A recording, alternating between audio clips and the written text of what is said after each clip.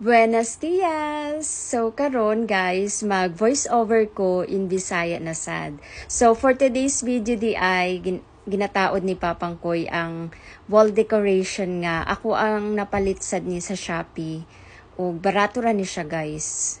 Mo ni siyang uso man gudron kanang mga makita na ko sa mga vlogs sa mga balay mo ni siyang ano nila, wall decoration.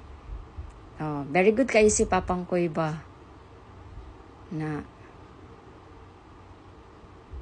actually dagani siya og design kaso akong ganahan nga design kay murag mo ni siyang popular nga ilahang design na murag mostly sa mga vloggers mo na akong nakita.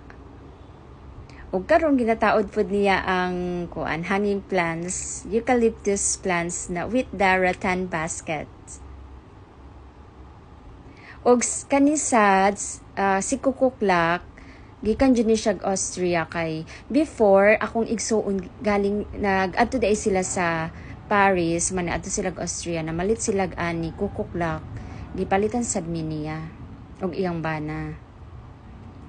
Og kanina nahuman na og taod tanan. Aesthetic. Gold kaayo oy. O kanisad sa amo ang kusina pod. O same lang good na sila. O mao pod ning design sa sa kusina akong gibutang. Diba? Bye.